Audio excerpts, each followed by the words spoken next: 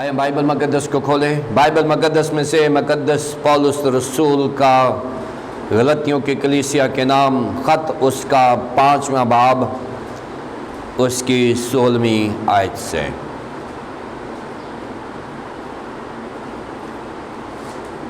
Bible مقدس میں سے مقدس پولس رسول کا غلطیوں کی کلیسیا کے نام خط، اس کا 5واں باب، اس کی 16ویں آیت سے۔ کلام مقدس میں یوں مرقوم ہے: مگر میں یہ کہتا ہوں کہ روح کے موافق چلو تو جسم کی خواہش کو ہرگز پورا نہ کرو گے، کیونکہ جسم روح کے خلاف خواہش کرتا ہے اور روح جسم کے خلاف، اور یہ ایک دوسرے کے مخالف ہیں، تاکہ جو تم چاہتے ہو وہ نہ کرو، اور اگر تم روح کی ہدایت سے چلتے ہو تو شریعت کے ماتحت نہیں رہے۔ اب جسم کے کام تو ظاہر ہیں، یعنی حرام کاری، ناپاکی، شہوت پرستی، بت پرستی، جادوگری، عداوتیں، جھگڑا، حسد، غصہ، تفرقے، جدائیاں، بدعتیں، بغض، نشہ بازی، ناچ رنگ اور ان کی مانند۔ ان کی بابت تمہیں پہلے سے کہہ دیتا ہوں، جیسا کہ پیشتر جتا چکا ہوں، کہ ایسے کام کرنے والے خدا کی بادشاہی کے وارث نہ ہوں گے۔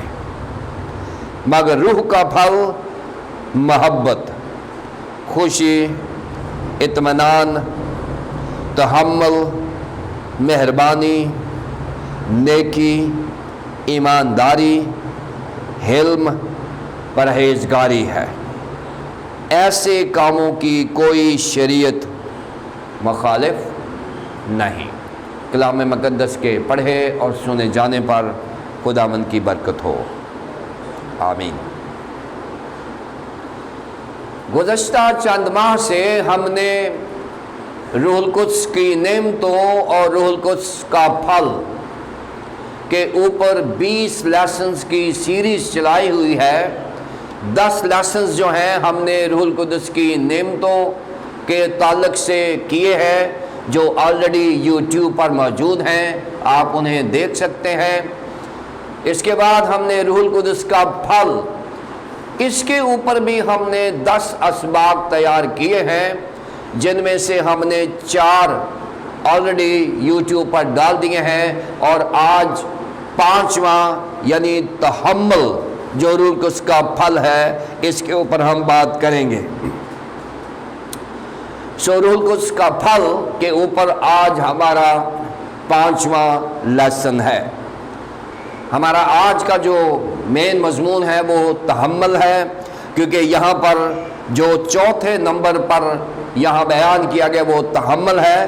لیسن 5واں اس لیے ہے کہ پہلا لیسن ہم نے تعارفی لیسن پیش کیا تھا، اور اس کے بعد آج روح القدس کا جو فلیور ہے، ایک ہی پھل کا فلیور ہے، جسے تحمل کہا جاتا ہے، پیشنس کہا جاتا ہے، اس کے اوپر ہم بات کریں گے۔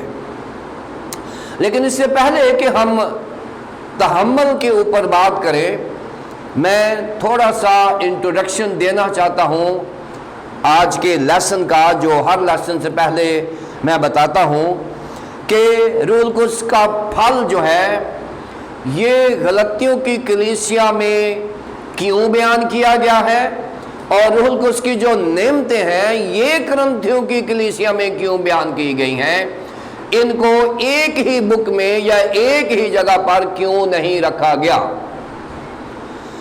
اس کی مین وجہ جو ہے وہ یہ ہے کہ کرنتھس کی کلیسیا میں جب روح القدس کی نعمتیں آنا شروع ہو گئی تھیں تو لوگ بڑے مغرور اور تکبر میں ہونا شروع ہو گئے تھے، یعنی کلیسیاؤں کو جب برکت ملنا شروع ہوئی اور لوگ جو ہیں وہ غیر ضروری طور پر خداؤں کو ریسرچ کرنا شروع ہو گئے تھے، اور انہیں علم نہیں ہو رہا تھا کہ ہم کس خدا کی عبادت کریں، تو مقدس پولس رسول نے کرنتھس کی کلیسیاؤں کو اور آج ہماری کلیسیاؤں کو یہ لیسن دے دیا تھا، یہ سبق دے دیا تھا کہ روح القدس کی نعمتیں صرف اور صرف ان کا منبع خدا ہے، روح القدس ہے۔ لہٰذا اگر ہم روح القدس کی نعمتوں کے مطابق زندگی بسر کریں گے، ان کو استعمال کریں گے، تو چرچ کا جو انتظام ہے ہم اپنی مرضی سے نہیں بلکہ روح القدس کی نعمتوں سے چلایا جائے گا۔ یہ مقدس پولس رسول کا مین فوکس ہے کہ کرنتھس کی کلیسیا میں شاید لوگ اپنے آپ کو زیادہ انٹلیکچوئل سمجھتے تھے، کرنتھس کی کلیسیا میں شاید لوگ اپنے آپ کو زیادہ انٹیلیجنٹ سمجھتے تھے، اور وہ کہتے تھے کہ کلیسیاؤں کا انتظام ہم اپنی مرضی سے، اپنی ذہانت سے، اپنی اہلیت، اپنی قابلیت کی وجہ سے چلایا جا سکتا ہے۔ مقدس پولس رسول نے یہ کہا کہ کلیسیا کیونکہ خدا کا بدن ہے، اس لیے کلیسیا کا انتظام انسانی عقل، فہم و فراست سے نہیں بلکہ روح القدس کی نعمتوں سے چلایا جائے گا، تو انتظام خدا کی مرضی کے مطابق چلے گا۔ اور آج پوری دنیا میں جہاں بھی کلیسیاؤں کا انتظام ہم اپنے ذہن سے چلا رہے ہیں، اور آج پوری دنیا میں جہاں بھی کلیسیاؤں کا انتظام انسانی ذہن سے چل رہا ہے، وہ کلیسیائیں ہیرسیز یعنی بدعتوں میں چلی گئی ہیں۔ ان کلیسیاؤں میں وہ فیصلے کیے جا رہے ہیں جو بائبل کے خلاف ہیں۔ اگر آج کلیسیاؤں میں روح القدس کی نعمتوں کی مدد سے کلیسیاؤں کو چلایا جائے تو کلیسیائیں خدا کی مرضی کے مطابق چلیں گی۔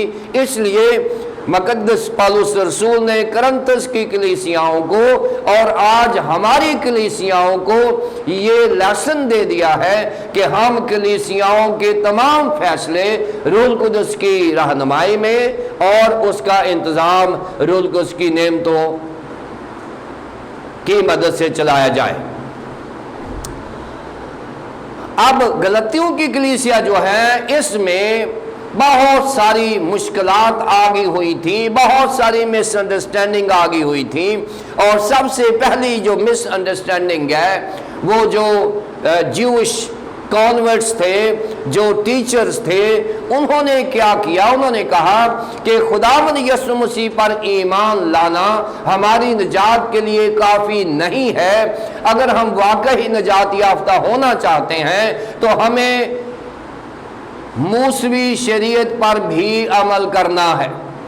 اور غلطیوں کی کلیسیا میں اور آج ہماری کلیسیاؤں میں مقدس پولس رسول نے یہ بات درست کر دی ہے کہ ہماری نجات ہمارے ایمان اور خداوند یسوع مسیح کے فضل کا نتیجہ ہے، اس کے علاوہ اور کوئی ایسی مدد نہیں ہے، کوئی ایسا ذریعہ نہیں ہے کہ ہم نجات پا سکیں۔ یہ مقدس پولس رسول نے غلطیوں کی کلیسیاؤں کو اور آج ہماری کلیسیاؤں کو یہ کلیئر کٹ بتا دیا ہے کہ ہماری نجات ہمارے ایمان اور خداوند کے فضل کا نتیجہ ہے۔ اس کے علاوہ نہ تو کوئی ہمیں شریعت نجات دے سکتی ہے، نہ ہی ہمارے نیک اعمال ہماری نجات کا وسیلہ بن سکتے ہیں۔ ہماری نجات صرف اور صرف ہمارے ایمان جو خداوند یسوع مسیح پر ہے اور پھر اس کا فضل جو ہمارے اوپر ہوتا ہے، ہم نجات پاتے ہیں۔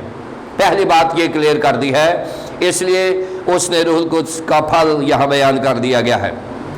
پھر دوسری بات کہ مقدس پولس رسول نے ایک معیاری انجیل کلیسیاؤں کو دی ہے۔ یہ جو غلطیوں کا خط ہے یہ ایک معیاری گوسپل ہے جو ہمارے پاس موجود ہے، اور اس میں ہمارے لیے ایمان کا جو بانی ہے خداوند یسوع مسیح ہے، وہی ہمارا نجات دہندہ ہے۔ اس کے علاوہ اس نے بہت سخت کلامی سے یہ کہا ہے کہ کوئی فرشتہ بھی ایسی خبر دے جو یسوع مسیح کے بغیر نجات کی خبر سنائیں اس کو یقین نہ کریں، بلکہ اس کو ملعون کر دیا گیا ہے کہ سوائے خداوند یسوع مسیح کے نجات نہیں ہے۔ یہ بھی بیان کر دیا گیا ہے غلطیوں پہلے باب کی 6 سے 9 آیت میں۔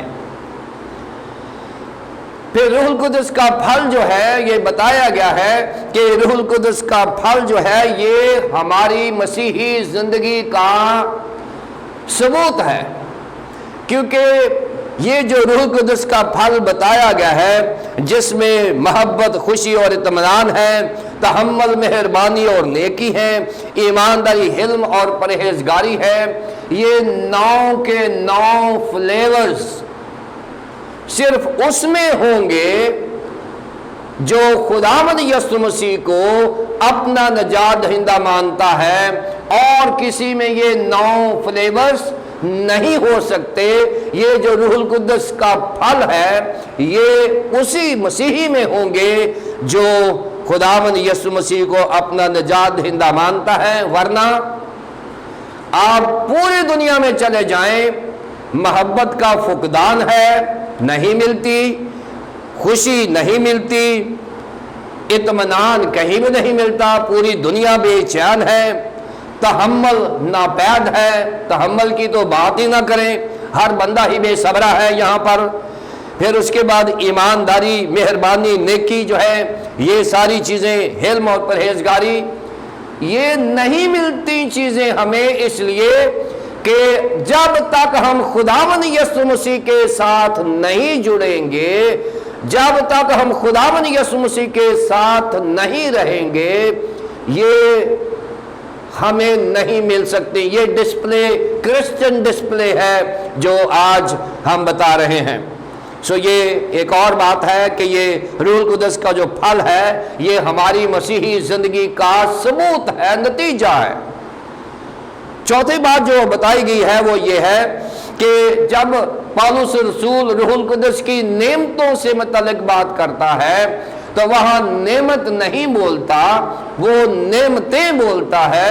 روح القدس کی نعمتیں جو ہیں یعنی gifts of the Holy Spirit, یہ پلورل ہے، اور جب غلطیوں میں وہ روح القدس کے پھل کی بات کرتا ہے تو وہ کے پھل نہیں کہتا، کا پھل کہتا ہے۔ انگریزی میں فروٹ استعمال کیا گیا ہے، فروٹس نہیں ہے، یعنی سنگولر استعمال ہوا ہے۔ یہ کیوں ہے؟ یہ اس لیے ہے کہ روح القدس کی جو نعمتیں ہیں وہ مختلف ہیں، 9 مختلف نعمتیں ہیں، اور وہ ان مسیحیوں کو دی جاتی ہیں، ان قائدین کو دی جاتی ہیں۔ نمبر 1 جو ان کی خواہش کرے گا، نمبر 2 جو ایماندار اور خداوند کے ساتھ جڑا رہے گا، نمبر 3 جو ان نعمتوں کو اپنے جلال کے لیے نہیں بلکہ خدا کے جلال اور اس کی کلیسیا کی بڑھوتری کے لیے استعمال کرے گا۔ یہ نعمتیں ایسے لوگوں کو ملتی ہیں، اور یہ نعمتیں مختلف لوگوں کو مختلف نعمتیں ملتی ہیں، یعنی ضروری نہیں ہے کہ یہ جو 9 کی 9 نعمتیں ہیں وہ ایک ہی بندے کے پاس ہوں۔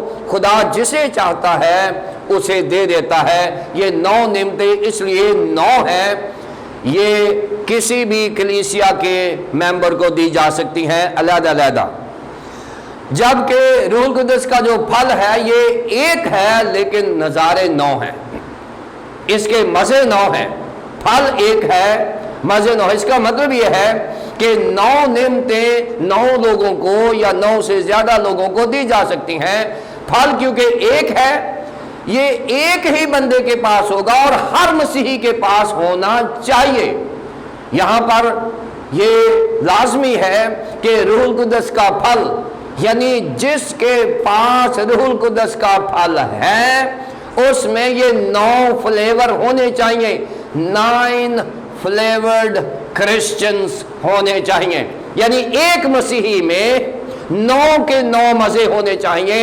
ایک مسیحی میں محبت بھی ہو، ایک مسیحی میں خوشی بھی ہو، ایک مسیحی میں اطمینان بھی ہو، اسی مسیحی میں تحمل بھی ہو، اسی مسیحی میں مہربانی، نیکی، ایمانداری بھی ہو، اور اسی مسیحی میں حلم اور پرہیزگاری۔ یہ ایک مسیحی میں 9 کے 9 نظارے ہونے چاہیے۔ پھر جا کے ثابت ہوگا کہ آپ روح القدس کے ساتھ جڑے ہوئے ہیں۔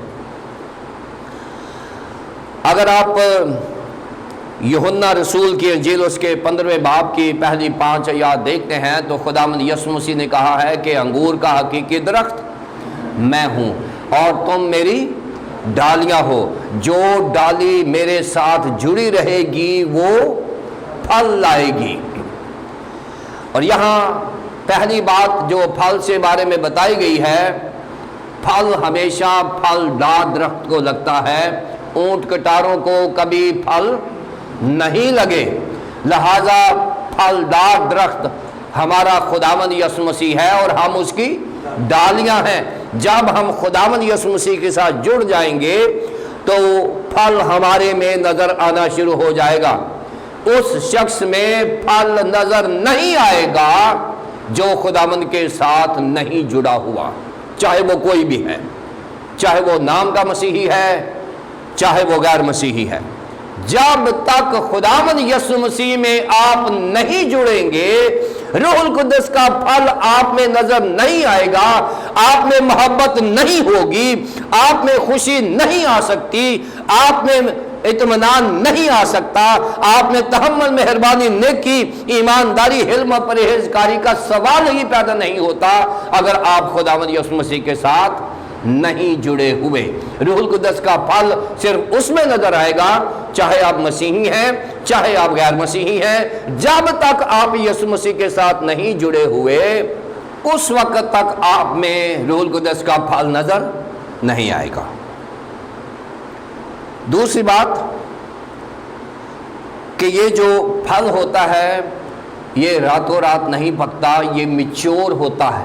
جو اصل پھل ہوتا ہے، میچور جو پھل ہوتا ہے وہ درختوں پر پکتا ہے۔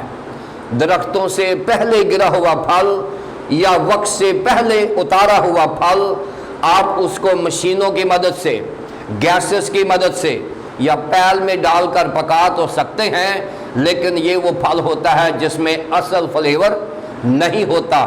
اصل فلیور اسی پھل میں ہوتا ہے جو خداوند یسوع مسیح کے ساتھ جڑا رہے اور خداوند یسوع مسیح کے ساتھ وقت پر پکے اور لوگوں کے سامنے آ جائے۔ بعض اوقات ایسا ہوتا ہے کہ ہم نے بس 2 دن بائبل پڑھی اور کہا جی ہم پادری بن گئے ہیں، یا 4 دن ایلڈر بنے رہے، بعد میں پادری صاحب کو کہا جی اب میں آپ کی ضرورت نہیں ہے، ہم خود پادری بن گئے ہیں۔ یہ وہ پھل ہوتا ہے جو وقت سے پہلے جھڑ جاتا ہے۔ لیکن جو بچے باقاعدہ ٹریننگ کرتے ہیں، سیمنری کرتے ہیں، میچور ہوتے ہیں، وقت کے مطابق وہ فارغ ہوتے ہیں اپنے تدریسی سلسلے سے، ان کی زندگی میں، ان کی خدمت میں، اور جس نے وقت سے پہلے خدمت شروع کر دی ہے اس کی خدمت میں زمین آسمان کا فرق ہوتا ہے، پھل نظر آ جاتا ہے۔ اس لیے وقت سے پہلے کوشش نہ کریں، خداوند کے ساتھ میچور ہونے کی کوشش کریں۔ خداوند یسوع مسیح نے اپنے شاگردوں کو کہا تھا کہ ٹھہرے رہو جب تک تمہیں قوت کا لباس نہ ملے۔ اگر وہ پہلے دن ہی بھاگ جاتے کہ یسوع مسیح آسمان پر چلا گیا، چلو خدمت شروع کرتے ہیں، تو کبھی بھی 12 شاگرد دنیا کو الٹ پلٹ کر نہ رکھ دیتے۔ پوری دنیا میں اگر ایک ریوائول آیا ہے پہلی صدی میں 12 شاگردوں کی وجہ سے، تو وہ اس لیے آیا ہے کہ وہ میچور پھل تھا۔ انہوں نے کہا ٹھہرے رہو، پیشنس، صبر کے ساتھ انہوں نے کیا اور وہ پھل لائے۔ پھر اس کے بعد پھل کی جو ایک اور خوبصورتی ہے کہ پھل میں بیج ہوتا ہے، اور بیج جو ہوتا ہے ہمیشہ اس کے آگے بھی زندگی ہوتی ہے، اس کے پیچھے بھی زندگی ہوتی ہے۔ وہ زندگی سے نکلا ہے، زندگی کے لیے نکلا ہے۔ اس لیے خداوند کے کلام کو بیج بونے والی تمثیل میں بیج کو خداوند کا کلام کہا گیا ہے، کیونکہ خداوند کا کلام جس کے آگے بھی زندگی ہے، جس کے پیچھے بھی زندگی ہے، اس لیے بیج جو ہوتا ہے وہ ہمیشہ آگے زندگی دیتا ہے۔ لہٰذا اگر ہم پھل ہیں تو ہم نے آگے کیا زندگی دی ہے، یہ بھی ایک چیلنج ہے ہم لیڈرز کے لیے۔ یہ جو روح القدس کا پھل ہے اس کے 9 فلیورز ہیں، جس میں پہلے 3 جو ہیں वो मोहब्बत, खुशी और इत्मीनान है। और मैं हर लेसन में कहता हूँ कि इनका ताल्लुक हमारे खुदावंद यीशु मसीह के साथ यानी क्राइस्ट के साथ है। ये चीज़ें उन लोगों में इम्पार्ट होती हैं, उन लोगों में जाती हैं जो खुदावंद यीशु मसीह के साथ जुड़े रहते हैं, क्योंकि मोहब्बत, खुशी और इत्मीनान का सोर्स, मंबा और वसीला सिर्फ और सिर्फ खुदावंद यीशु मसीह है। ये खुदावंद यीशु मसीह की प्रॉपर्टी है। मोहब्बत किसी में हो ही नहीं सकती जब तक वो खुदावंद यीशु मसीह को नहीं मानेगा। खुशी कोई हासिल कर ही नहीं सकता जब तक यीशु मसीह को अपना निजात दहिंदा नहीं मानेंगे। और इत्मीनान आप जोर लगा लें, आप नहीं हासिल कर सकते जब तक आप खुदावंद यीशु मसीह जो अमन का शहजादा है उसको अपना निजात दहिंदा नहीं मानेंगे। उसके बगैर ये तीनों चीज़ें नहीं आ सकती। और उसके बाद है तहम्मुल, मेहरबानी और नेकी। और तहम्मुल, मेहरबानी और नेकी जो है, इसका ताल्लुक जो है वो चर्च के साथ है। इनका लिंक जो है चर्च के साथ है। ये फेलोशिप में आके मिलती हैं, ये कॉन्ग्रीगेट करते हैं। जब अपने आप को हम कलीसियाई मजमे में आते हैं, फिर ये तीनों चीज़ें मिलती हैं, क्योंकि इन तीनों चीज़ों के लिए एक बंदा नहीं, 2 से ज़्यादा बंदे चाहिए ताकि ये चीज़ें एक्सरसाइज हो सकें। और इसमें आज हम पेशेंस यानी तहम्मुल की बात करेंगे, जो कलीसिया की प्रॉपर्टी है, चर्च की प्रॉपर्टी है। इसलिए आज हम पेशेंस और फिर काइंडनेस, मेहरबानी, और फिर हम गुडनेस यानी नेकी की बात करेंगे, जो हमारे अगले इसबाक हैं। इनका ताल्लुक कलीसियाई ज़िंदगी के साथ है। जो लोग कहते हैं कि जी घर बैठे टीवी देख लेंगे, सरमन सुन लेंगे, उनमें मोहब्बत, खुशी, इत्मीनान तो आ जाएगा, लेकिन तहम्मुल उस वक्त आएगा जब आप कलीसियाओं में जाएंगे, किसी की सुनेंगे, किसी को सुनाएंगे, बर्दाश्त करेंगे, मेहरबानी करेंगे, नेकी करेंगे। और ये कलीसियाई प्रॉपर्टी है। जब तक आप इज्तिमाई तौर पर, कलीसियाई तौर पर नहीं मिलेंगे, ये तीनों चीज़ें आपको नहीं मिलेंगी। और फिर फाइनली क्या होगा कि जब ये 6 के 6 फ्लेवर्स हमारी ज़िंदगी में आ जाएंगे तो एक क्रिश्चियन पैदा हो जाएगा। कौन सा क्रिश्चियन? ईमानदार क्रिश्चियन, हलीम क्रिश्चियन, परहेजगार क्रिश्चियन। और ये जो आखिरी 3 हैं, ईमानदारी, हिल्म, परहेजगारी, ये एक मसीही का निशान है, मसीही का सबूत है कि मसीही वो होता है जिसमें ईमानदारी, हिल्म, परहेजगारी हो। आइए हम बात करें पेशेंस की यानी तहम्मुल की, जो आज हमारा फ्लेवर है। हम इसको देखेंगे। पेशेंस, तहम्मुल, जो दूसरे सेट का पहला यानी कलीसियाई प्रॉपर्टी है तहम्मुल। और इसको हमने 3 हिस्सों में तकसीम किया है। व्हाट इज पेशेंस, के तहम्मुल क्या है। नंबर 2, सोर्स ऑफ पेशेंस, यानी इस तहम्मुल का सोर्स और मंबा और वसीला क्या है। नंबर 3, थियोलॉजी ऑफ पेशेंस, यानी पेशेंस इल्म इलाहियात में क्या है। ये 3 चीज़ें जो हैं हम सीखेंगे। और ये आउटलाइन एक ही है, क्योंकि रूहुल कुद्दस का फल एक है, इसलिए इसकी आउटलाइन भी एक ही रहेगी थियोलॉजिकली, क्योंकि रूहुल कुद्दस का फल जो मोहब्बत है, वही सोर्स खुशी का है, वही सोर्स इत्मीनान का है, और वही तहम्मुल का है। इसकी हम आउटलाइन चेंज नहीं कर सकते, क्योंकि फल एक है, सोर्स भी एक है, और थियोलॉजी भी इसकी एक ही रहेगी। सो व्हाट इज पेशेंस, इसके लिए हम जो यूनानी ज़बान का देखते हैं, यूनानी ज़बान में 2 अल्फाज इस्तेमाल किए गए हैं तहम्मुल के लिए। पहला है माक्रोथूमिया। माक्रोथूमिया पहला लफ्ज़ इस्तेमाल हुआ है यूनानी ज़बान में, माक्रोथूमिया। और ये जो माक्रोथूमिया है, जिसका तर्जमा पेशेंस या तहम्मुल किया गया है, ये 2 अल्फाज का मरकब है। पहला लफ्ज़ है माक्रो। माक्रो का मतलब है लॉन्ग या फार, कोई चीज़ दूर होना या कोई चीज़ लंबी होना, जो है ये माक्रो लॉन्ग है। और ये जो थूमोस है, इसका मतलब है रात या गुस्सा या गज़ब, यानी इसका मतलब है कि माक्रोथूमिया का मतलब है कोई ऐसा रवैया जो लंबा हो और सख्त हो, यानी ऐसा एटीट्यूड जो लंबा भी हो, सख्त भी हो। अंग्रेजी में इसको लॉन्ग सफरिंग कहा गया है। लॉन्ग सफरिंग यानी ऐसी मुसीबत जो लंबी हो, इसको माक्रोथोमिया यानी तहम्मुल का बयान कर दिया गया है। अब इसको हमने देखना है कि यानी ये लॉन्ग सफरिंग के नीचे इमोशनल क्वाइटनेस जो होती है, यानी आपके ऊपर एक ऐसी मुसीबत आई हुई है, आपके ऊपर एक ऐसी परेशानी आई हुई है जिसमें आप रिएक्ट कर सकते हैं, लेकिन आप अपने मसीही ईमान की बदौलत उसको कंट्रोल किए हुए हैं। आपके ऊपर किसी ने प्रेशर डाला हुआ है, आपके ऊपर किसी ने मुसीबत डाली हुई है, कोई आपको परेशान कर रहा है। माक्रोथूमिया का मतलब है ऐसी परेशानी जो लंबी चलती हो। इसका मतलब है उसके नीचे जब आप मसीही ईमान एक्सरसाइज कर रहे हैं और रिएक्शन करने के बावजूद आप कर भी सकते हैं, लेकिन आप कोई रद्द अमल कर नहीं रहे, इसको तहम्मुल कहते हैं। यानी आप के ऊपर कोई परेशानी है, कोई आपको तंग कर रहा है, कोई हालात ऐसे बने हुए हैं जिसमें आप रिएक्ट कर सकते हैं।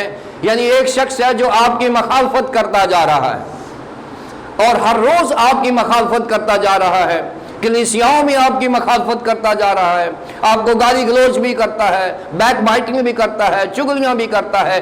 आपको पता भी है कि ये शख्स मेरे खिलाफ चल रहा है और ये लंबा ही चल रहा है, और आप बतौर मसीही क्या कर रहे हैं?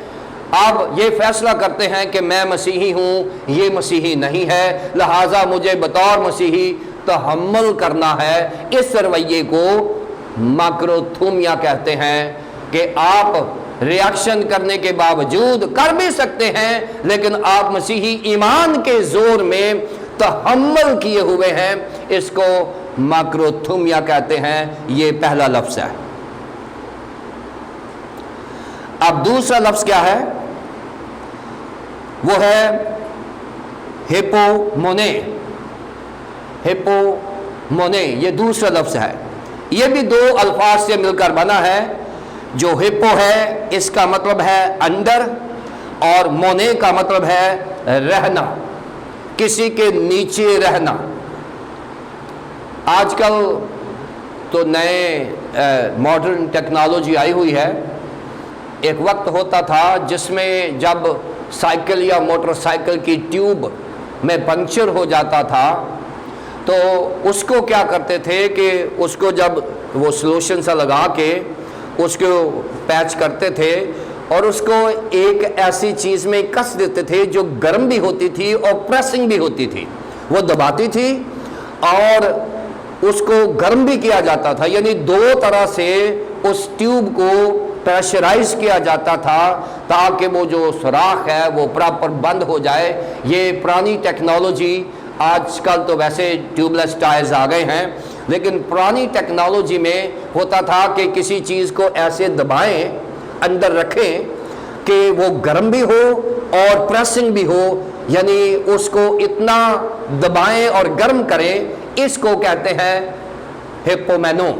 यानी किसी चीज़ को आपने हीट भी देनी है और आपने प्रेस भी करने हैं, यानी ये दोहरी मुश्किल है असल में। यानी किसी ईमानदार को अगर आप किसी ऐसी मुश्किल के नीचे ले आते हैं और ऊपर से उसको प्रेस भी करते हैं, ऊपर से उसको गुस्सा भी दिलाते हैं, तो उसमें जो कामयाबी है उस ईमानदार की वो तहम्मुल है। और अगर वो ट्यूब निकल जाए पहले से ही या निकाल दिया जाए तो उसमें जो पंक्चर की मैच्योरिटी है वो नहीं आएगी, पंक्चर लीक हो जाएगा। और वो जो तहम्मुल से ट्यूब वहाँ पड़ी रहती है या उसको रखा जाता है, उसी में मैच्योरिटी होती है और सब्र से उम्मीद पैदा होती है और उम्मीद से पुख्तगी। जेम्स ने कहा है कि सब्र से उम्मीद पैदा होती है। सो इसलिए तहम्मुल जो है ये एक ऐसा मसीही रवैया है जो आपके खिलाफ حالات میں رہ کر مسیحی ایمان کو ایکسرسائز کرنا ہوتا ہے، اور آپ اپنی طاقت رکھتے ہوئے بھی آپ تحمل کر کے بیٹھے ہوئے ہیں۔ اس کو ہیپومینے اور ماکروتھومیا کہتے ہیں۔ یہ یونانی زبان کی تشریح ہے، تفصیل ہے، جو یہاں دو الفاظ میں بتائی گئی ہے۔ اب میں آپ کو ایک مثال دیتا ہوں تحمل کو سمجھنے کے لیے۔ میں ایک مثال دیتا ہوں۔ ایک ینگ پادری جو ہیں، وہ جا کے ایک سینئر پادری کو کہتے ہیں کہ بزرگ پادری صاحب میرے لیے دعا کریں کہ خداوند مجھے تحمل سکھائے، مجھے صبر سکھائے۔ تحمل جو ہے یہ میری زندگی میں کم ہے، تو آپ میرے لیے دعا کریں کہ خداوند مجھے یہ روح القدس کا جو پھل ہے تحمل، یہ مجھے سکھائے۔ تو پادری صاحب کہنے لگے کہ آجا بیٹا ہم دعا کرتے ہیں۔ پادری صاحب نے دعا کیسے کی؟ اس کے سر پہ ہاتھ رکھا اور سینئر پادری صاحب دعا کر کے کہنے لگے کہ اے خداوند اس کو صبح بھی مصیبت میں رکھنا، اس کو دوپہر بھی مصیبت میں رکھنا، اور اس کو شام کو بھی مصیبت میں رکھنا۔ اور جب یہ دعا کی تو وہ لڑکا نوجوان پادری اٹھ کر ہوا، پادری صاحب میں نے مصیبتوں کے لیے دعا نہیں کی، کہا میں نے تو کہا ہے تحمل کے لیے۔ کہتا ہے بیٹا تحمل اسی وقت آئے گا جب تیرے پہ مصیبت آئے گی، جس پہ مصیبت نہیں آتی اس کو کیا پتہ ہے تحمل کا۔ تو تحمل سیکھنے کے لیے لازمی ہے کہ ہمارے اوپر پریشانی آئے، ہمارے اوپر آزمائش آئے، ہمارے اوپر مصیبتیں آئیں، ہمارے اوپر تکالیف آئیں، ہمارے اوپر پریشر آئیں، پھر جا کے آپ تحمل سیکھیں گے۔ تو پھر لڑکے نے کہا کہ جی یہی دعا چاہیے مجھے تحمل سیکھنا ہے۔ لہٰذا پادری صاحب نے یہ کہا کہ بیٹا اگر تحمل سیکھنا ہے تو اس کی یہی دعا ہے کہ ہم پریشانی میں ایک ایسا رویہ اپنائیں جو مسیحی رویہ ہے، جسے تحمل کا نام دیا گیا ہے، اور یہ روح القدس کی مدد کے بغیر نہیں آئے گا، کیونکہ یہ روح القدس کا پھل ہے۔ سو جنرلی یہ جو تحمل ہے یہ آپ کے خلاف غلط رویے پر مثبت رویہ ہے۔ جو تحمل ہے یہ مسیحیوں کے خلاف غلط رویے پر مسیحی مثبت رویہ ہے، جس میں آپ کہتے ہیں وہ گالی کھا کر بھی گالی نہیں دیتا تھا۔ اس کو تحمل کہتے ہیں کہ ہم مصیبتیں اٹھاتے ہیں لیکن ہم دعا کرتے ہیں۔ اب یہ جو صبر اور تحمل ہے خاص طور پر 3 جگہوں پر آزمایا جاتا ہے۔ اس کا امتحان اگر آپ کہیں کہ امتحان کس سچویشن میں ہوگا، تو تحمل جو ہے یہ 3 ڈیز میں 3 ڈیز جو ہے یہ نوٹ کر لیں۔ 3 ڈیز کے انڈر 3 ڈیز ہم اپنے تحمل کا امتحان لے سکتے ہیں۔ پیشنس کین بی پروفڈ، کہ ہم اس کو ثابت کر سکتے ہیں۔ پہلا ڈی ہے ڈیلے، کہ جب کوئی کام دیر سے ہو رہا ہے، کسی نے آنا ہے یا کہیں جانا ہے اور آپ دیر ہو رہی ہے، یا آپ جو ہے وہ کسی جگہ پر جانا ہے آپ کو دیر ہو رہی ہے، یا کسی نے آنا ہے دیر ہو رہی ہے۔ ڈیلیز جو ہوتے ہیں یہاں پر لازمی ہے کہ ہمیں مسیحی رویہ اپنانا ہے۔ موسٹلی ہم جب دیر ہو رہی ہوتی ہے تو ہم صبر سے ہاتھ چھوڑ دیتے ہیں اور ہم بولنا شروع کر دیتے ہیں۔ ڈیلیز جو ہیں یہ کاز بن سکتی ہے ہمارے صبر کا امتحان لینے کی، جب ہم کسی کا انتظار کریں یا کوئی ہمارا انتظار کر رہا ہو۔ اور یہی وجہ ہے کہ بہت سارے لوگ آج خداوند یسوع مسیح کی آمد ثانی پر امپیشنٹ ہوئے بیٹھے ہیں کہ وہ ڈیلے ہو گیا ہے، وہ آ کیوں نہیں رہا؟ بھائی ہماری تو تیاری نہیں ہے، اور اگر آج وہ آ جائے تو کیا میں تیار ہوں؟ اور پھر اگر آپ تیار بھی ہیں تو ہو سکتا ہے آپ کا کوئی دوسرا بہن بھائی تیار نہیں ہے۔ خدا اس لیے ڈیلے کر رہا ہے اپنی آمد ثانی میں کہ ایک اور روح بچ جائے، کچھ اور روحیں بچ جائیں، یہ بھی ڈیلے کی بات ہے۔ سو ڈیلیز جو ہیں یہ کاز بن سکتا ہے ہمارے امپیشنس کی، ہمارے صبر کی کاز بن سکتا ہے. لہٰذا جب ڈیلیز آ جائیں، جب انتظار کی کیفیت ہو، تو اس وقت ذہن میں رکھیں کہ اگر کسی چیز کی ضرورت ہے تو وہ تحمل جو روح القدس کا پھل ہے اس میں آپ اس ڈیلے کو ڈال سکتے ہیں. دوسری بات ہے ڈس اپوائنٹمنٹ، مایوسی جو ہے یہ ایک کاز بن سکتی ہے، یہ ایک سچویشن بن سکتی ہے، آپ کے صبر کے پیمانے کو لبریز کر سکتی ہے. مایوسی، کسی امتحان میں مایوسی، کسی پروجیکٹ میں مایوسی، کسی مشن میں مایوسی، آپ کی زندگی کی مایوسی، کسی فیصلے میں یا مایوسی جو ہے وہ آپ کے صبر کو چیلنج کر سکتی ہے. لہٰذا جب بھی مایوسیاں آ جائیں تو پھر خداوند کی پاک روح سے کہیں کہ آپ وہاں کوئی ریاکشن نہ کریں، بلکہ خدا کا تحمل جو روح القدس کا پھل ہے وہ مانگیں. یہ ڈس اپوائنٹمنٹس میں آ سکتا ہے. پھر ڈیگریڈ کرنا، جب آپ ڈیگریڈ ہوتے ہیں، جب آپ کو کوئی نیچا دکھاتا ہے، جب آپ کو کوئی ذلیل کرتا ہے، جب آپ کو کوئی پریشان کرتا ہے، آپ ڈیگریڈ ہو جاتے ہیں، تو آپ اس وقت ریاکشن کرنے کی بجائے لازمی ہے کہ اپنے صبر کو چیلنج کریں اور روح القدس کو مانگیں کہ خدا مجھے تحمل دے تاکہ میں اس ڈیگریڈیشن کا مقابلہ کر سکوں. جو مجھے توہین کی گئی ہے اور جو مجھے نیچا دکھایا گیا ہے، خداوند میں ریاکشن نہ کروں بلکہ میں روح القدس کے پھل کی بات کروں جو تحمل مہربانی ہے. Delays, disappointments and degradation, یعنی ہم ان تینوں ڈیز میں آزمائے جا سکتے ہیں کہ ہم تحمل کا ہاتھ چھوڑ دیں اور خداوند ہمیں اس آزمائش میں نہ ڈالے. اس کے لیے دعا کریں کہ ہم روح القدس کا جو گفٹ ہے تحمل، اس کی بات کریں. یہ مسیحی رویہ ہے. اس کے خلاف جو تحمل اور صبر ہے، اس کے خلاف اگر کوئی رویہ ہے تو اس کو ہم بے صبری کہتے ہیں. بے صبری، امپیشنس، بے صبری کہتے ہیں. اور بے صبری کے 3 ریزنز ہوتی ہیں، اور بے صبری کی 3 ریزنز ہوتی ہیں. پہلی ریزن یہ ہو سکتی ہے کہ بے صبری ہمیشہ ہماری ہیومن نیچر میں موجود ہے. ذہن میں رکھیں، ہم جو انسان ہیں چاہے کسی بھی قوم، فرقے اور مذہب سے ہیں، بے صبری جو ہے ہمارے اندر موجود ہے. یہ ہر انسان میں موجود ہے. انسان کی جو قوت برداشت ہے اس کی ایک خاص لمٹ ہے، اور پھر ہم بے صبری کی طرف ٹریول کرنا شروع کر جاتے ہیں، چاہے وہ ڈیلیز ہوں، ڈس اپوائنٹمنٹس ہوں یا ڈیگریڈیشن ہو.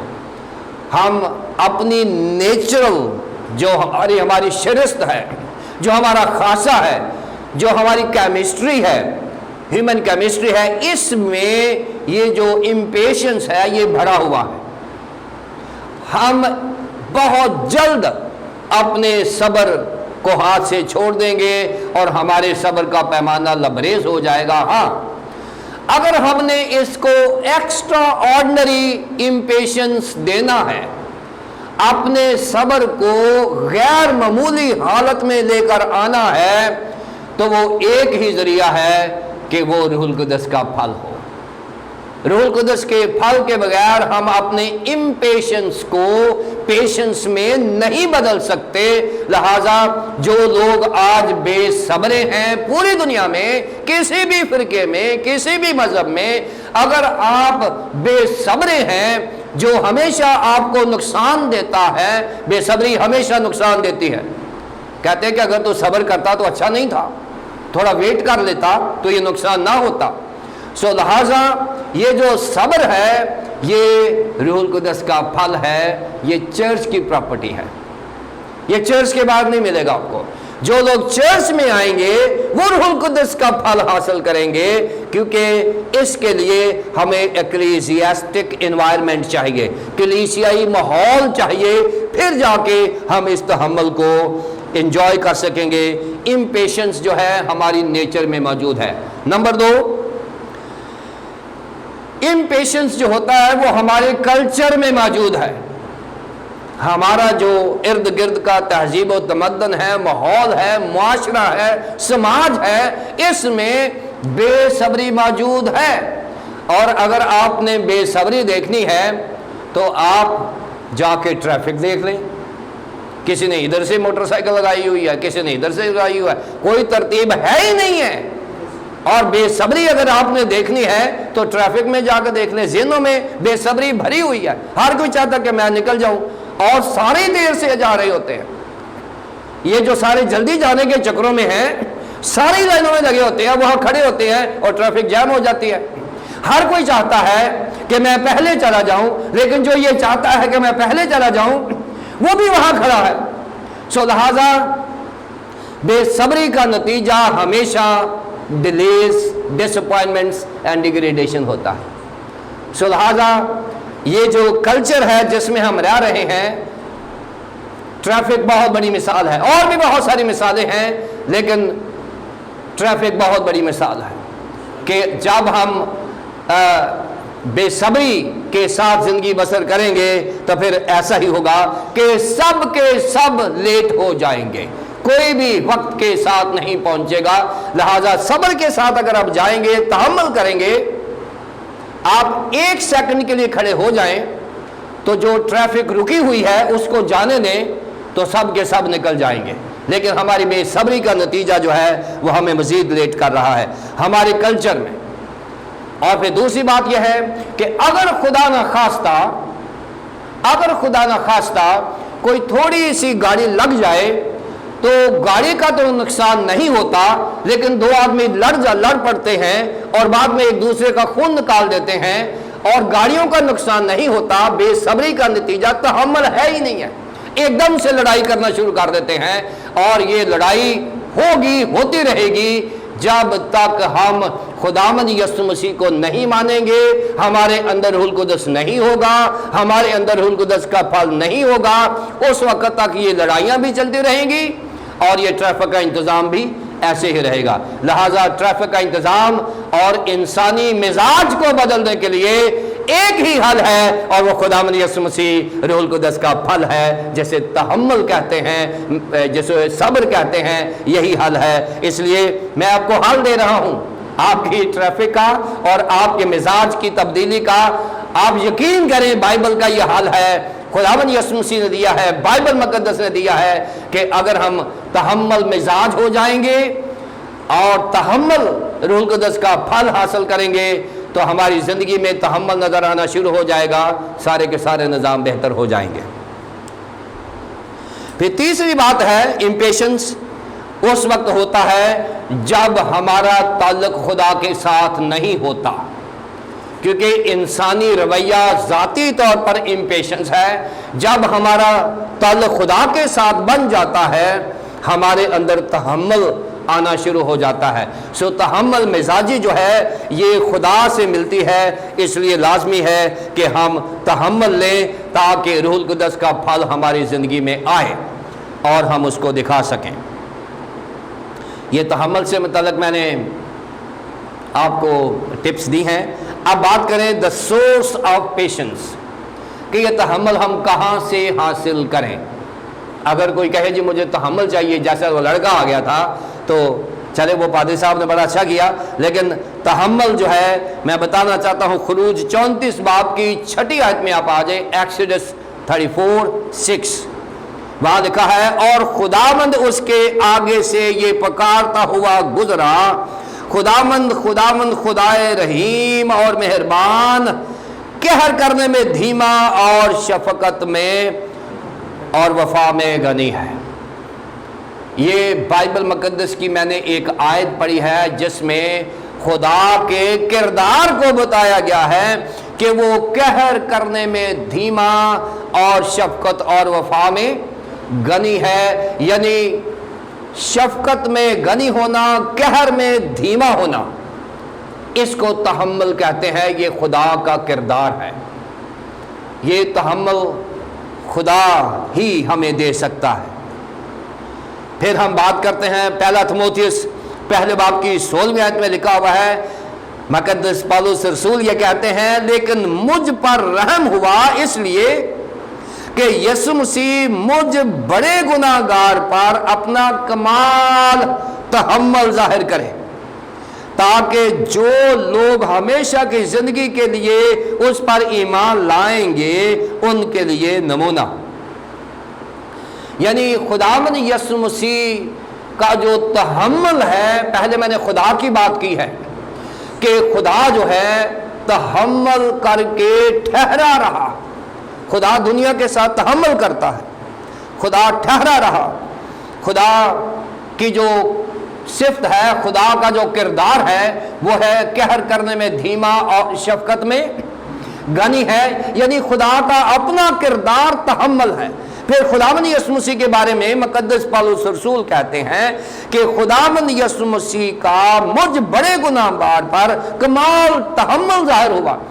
यानी खुदावंद यीशु मसीह ने मुक़द्दस पौलुस रसूल का जो मसीहियों के खिलाफ और खुदावंद यीशु मसीह के खिलाफ रवैया था, उसको तहम्मुल करके बर्दाश्त किया।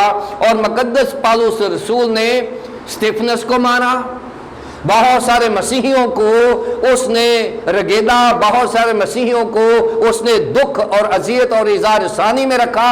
लेकिन खुदा ने पौलुस की तरफ उसने बेसब्री नहीं बल्कि पेशेंस, तहम्मुल दिखाया। और यहाँ पौलुस रसूल इकरार कर रहा है कि मेरे से बड़ा गुनाहगार कौन है। मैंने बराह रास्त यीशु मसीह को और उसके लोगों को सताया हुआ है, लेकिन खुदा ने, खुदावंद यीशु मसीह ने मेरे ऊपर जो वो कर सकता था वो नहीं किया, मुझे सजा नहीं दी, बल्कि उसने मोहब्बत, खुशी और इत्मीनान दे दिया और तहम्मुल से उसने मेरे साथ डील किया। और अब वो तहम्मुल मुझ में भी है। ये मुक़द्दस पौलुस रसूल का बयान है। मुक़द्दस पौलुस रसूल को इल्म है कि तहम्मुल कहाँ से मिलता है। फिर मुक़द्दस पौलुस रसूल ने ही गलतियों 5 बाब की 22 और 23 आयात में तहम्मुल को रूहुल कुद्दस का फल की फहरिस्त में डाल दिया है। यानी पहले खुदा बाप जो है वो तहम्मुल का किरदार है, यीशु मसीह तहम्मुल का नमूना है और रूहुल कुद्दस तहम्मुल का सोर्स है। यहाँ से हम रूहुल कुद्दस से तहम्मुल हासिल कर सकते हैं। आप जानते हैं कि यूहन्ना के ख़त के 4 बाब की 16वीं आयत में खुदा को मोहब्बत कहा गया है। यूहन्ना का ख़त उसका 4 बाब और उसकी 16वीं आयत में कहा गया खुदा मोहब्बत है। और करंथियों 13 बाब में मोहब्बत को कहा गया है मोहब्बत साबिर है और मेहरबान। लिहाजा इनडायरेक्टली कहा गया कि खुदा मोहब्बत है और रूहुल कुद्दस का फल जो है वो सब्र और तहम्मुल है। सो सोर्स जो है हमारा खुदा बाप, खुदा बेटा और खुदा रूहुल कुद्दस, यानी खुदा सालूस के बगैर तहम्मुल का सवाल ही पैदा नहीं होता। अब बात करेंगे द थियोलॉजी ऑफ पेशेंस। इल्म इलाहियात में इसकी क्या अहमियत है। एक मुफस्सिर है, वो कहता है कि मेरी ज़िंदगी बड़ी अजीब सी है। वो कहता है कि एक लम्हा होता है कि मैं खुदा की तारीफ़ कर रहा होता हूँ और दूसरे लम्हे में मैं खुदा के लोगों को तंग कर रहा होता हूँ। एक लम्हा होता है कि जब मैं दूसरों के साथ मेहरबान होता हूँ, एक लम्हा ऐसा होता है जब मैं लोगों के साथ बड़ा रूड हो जाता हूँ। फिर वो कहता है कि एक लम्हा ऐसा होता है कि मैं वाह कहता हूँ कि मैं बड़ी खुदा की इज्जत कर रहा हूँ और बड़ा काम हो रहा है। दूसरे लम्हे में क्या होता है कि मैं खुदा की तज़लील कर रहा होता हूँ अपने गलत कामों की वजह से, और मैं वाह की बजाय वो की सिचुएशन में चला जाता हूँ। सो वो कह रहा है कि ये ह्यूमन नेचर है, ऐसा होता है। कहता है कि अगर खुदा इंसान होता, अगर خدا انسان کی طرح ہوتا تو جیسے ہم میں بے صبری ہے یہ دنیا کب کی ختم ہو جاتی جتنا تحمل خدا اس دنیا کے خلاف کر رہا ہے۔ خدا ہماری غلطیاں، ہمارے گناہوں کو، ہمارے رویوں کو برداشت ہی کرتا آ رہا ہے، اور یہ مفسر یہ کہتا ہے کہ اگر خدا ہماری طرح ہوتا تو ہمارے امپیشنس کا نتیجہ کیا ہوتا ہے آج کل، اور خدا اگر ہماری انسان کی طرح ہوتا تو یہ دنیا کب کی تباہ و برباد ہو جاتی۔ اگر دنیا بچی ہوئی ہے تو یہ خدا کی محبت اور تحمل کا نتیجہ ہے۔ آج دنیا اگر ہم زندہ ہیں تو خدا کی معافی اور اس کے تحمل اور اس کی برداشت کا نتیجہ ہے، اور یہ خدا کا ہی اثاثہ ہے اور اس کا ہی کردار ہے کہ وہ خدا تحمل کر کے بیٹھا ہوا ہے۔ دوسری بات جو ہم سیکھتے ہیں کہ تحمل کو روح القدس کا پھل اس لیے کہا گیا ہے کہ یہ کلیسیا کے ساتھ جڑا ہوا ہے۔ تحمل، مہربانی اور نیکی جو تین چیزیں ہیں، یہ جو پھل ہے، تین فلیورز ہیں، یہ کلیسیا کے ساتھ جڑے ہوئے ہیں۔ لہذا بائبل اور خدا کی ڈیمانڈ یہ ہے کہ تحمل کو مسیحیوں میں ایکسرسائز ہونا چاہیے، اور اگر کسی مسیحی میں تحمل ایکسرسائز نہیں ہو رہا تو پھر وہ مسیحی اپنے ایمان کے اوپر سوال ضرور کر لے۔ اگر کسی میں تحمل نہیں ہے تو وہ مسیحی یہ دیکھ لے کہ وہ مسیحی ہے ضرور، لیکن اس کا مسیحی ہونے کا ثبوت نظر نہیں آ رہا، جو محبت، خوشی، اطمینان خداوند یسوع مسیح سے، تحمل، مہربانی اور نیکی کلیسیا سے۔ سو کلیسیا میں اگر کوئی بے صبرا ہے تو اس کو کہیں کہ بھئی آپ اپنے تعلقات روح القدس کے ساتھ، خدا کے ساتھ ٹھیک رکھیں، پھر آپ میں تحمل پیدا ہوگا۔ سو یہ تھیولوجیکلی اس کی ایکسرسائز کرنا، ایک دوسرے کے معاف کرنا، اپنے رویوں میں تبدیلی لے کر آنا، ویسا ہی مزاج رکھو جیسا مسیح یسوع کا بھی تھا۔ فلپیو 2:5 میں حکم دے دیا گیا ہے کہ اگر ہم نے تحمل کرنا ہے تو ایسا رہیں۔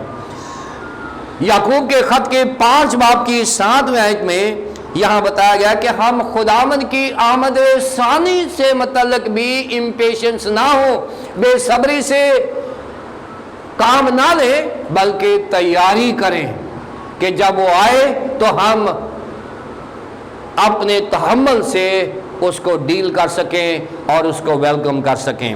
سو آپ اس کی آمد ثانی کو فوکس کرنے کی بجائے اس کی آمد ثانی کی تیاری کی بات کریں کہ کتنے آپ تیار ہیں کہ آپ تحمل سے اس کا انتظار کر رہے ہیں۔ اگر آپ رومیو کے خط کے 12ویں باب کی 12ویں آیت میں دیکھتے ہیں تو یہاں پر لکھا ہوا ہے کہ ہمیں امید میں ایسی خوشی ملتی ہے جو تحمل کے بعد ملتی ہے، کیونکہ تحمل سے ہمیں امید ملتی ہے اور امید سے ہمیں دائمی خوشی حاصل ہوتی ہے۔ سو یہ بھی ایک تھیولوجیکل نقطہ ہے کہ اگر ہمیں امید، زندہ امید اور خوشی درکار ہے تو پھر تحمل اس کا ذریعہ ہے، یہ بھی ہم نے ایکسرسائز کرنا ہے۔ پھر یہ جو پیشنس ہے، جو تحمل ہے، یہ محبت، خوشی، اطمینان کے بعد ملتا ہے۔ ذہن میں رکھیں، تحمل کو سیکنڈ کیٹیگری میں ڈالا گیا ہے جو چرچ کی کیٹیگری ہے۔ ارے کرائسٹ ہوگا تو چرچ ہوگا نا، کرائسٹ کے بغیر تو کوئی چرچ ہی نہیں ہو سکتا، کیونکہ چرچ جو ہے وہ کرائسٹ کا بدن ہے۔ اگر کرائسٹ نہیں ہے تو چرچ کیسے ہوگا؟ لہذا تحمل اسی کو ملے گا جو خداوند یسوع مسیح کی محبت، خوشی اور اطمینان کو حاصل کرے گا، اور اس میں تحمل پیدا ہونا شروع ہو جائے گا۔ جب وہ کلیسیا میں آئیں گے تو محبت، خوشی، اطمینان، رزلٹ سامنے کیا ہوگا؟ تحمل کا رزلٹ آ جائے گا۔ سو یہاں پر یہ بھی بتایا گیا ہے کہ تحمل اس کو ملتا ہے جس کا پورا صحیح تعلق خداوند یسوع مسیح کے ساتھ ہے، اور وہ محبت، خوشی، اطمینان کو پہلے ہی انجوائے کر رہا ہے، اور اب تحمل اس کی زندگی میں آ گیا ہوا ہے۔ پھر اس کے بعد کہ جو تحمل ہے یہ खुदाबंद के सब्र का इम्पार्टेशन है, यानी खुदा जो है हमारे अंदर तहम्मुल पैदा करता है और हम खुदा के किरदार को प्रेजेंट कर रहे होते हैं। जब हम कहर करने में धीमा और शफकत में गनी होना शुरू हो जाते हैं तो इसका मतलब ये है कि खुदा का किरदार हमारे अंदर आना शुरू हो जाता है। और हमारे अंदर से थियोलॉजी का मतलब ये है कि खुदा की किरदार, खुदा की सिफात को अपने अंदर लेकर एक्सरसाइज करना, उनको दिखाना। खुदा के तहम्मुल को जब हम ले लेते हैं तो इस तरह से खुदा तौबा तक सब्र करता है कि अगर इंसान कोई गुनाहगार है तो उसको मौका दिया जाता है, तहम्मुल के साथ हम बर्दाश्त करते हैं और फिर तौबा तक नौबत पहुंच जाती है। सब्र से हमेशा अच्छे नतीजे निकलते हैं, जहन में रखें। बेसब्री का नतीजा कभी अच्छा नहीं होता। जब सब्र करेंगे, एंड तक सब्र करें, जहां तक आप कर सकते हैं, तो नतीजा अच्छा होगा। ये खुदा का फैसला है, हमारा फैसला नहीं है। और फिर फाइनल जो आखिरी चीज़ है वो है एक्लेसियास्टिक, यानी वाइज की किताब के 7वें बाब की 8वें आयत में लिखा हुआ है, the end of the things is better than the beginning, the patience in spirit is better than the proud in spirit. ये एक्लेसियास्टिस यानी वाइज की किताब के राइटर जो सोलोमन है, उसने कहा है कि मगरूर ज़िंदगी से बेहतर है कि हम सब्र की ज़िंदगी इख्तियार करें, जो कि एक मसीही का असासा होना चाहिए, एक कलीसिया का असासा होना चाहिए। सो ये जो तहम्मुल है, ये खुदा का किरदार है, यसु मसीह का नमूना है और रूहुल कुद्दस का फल है। अगर हम अपनी मसीही ज़िंदगी में रूहुल कुद्दस का फल दिखाना चाहते हैं तो फिर तहम्मुल से खुदावंद यसु मसीह और उसके लोगों की खिदमत करें।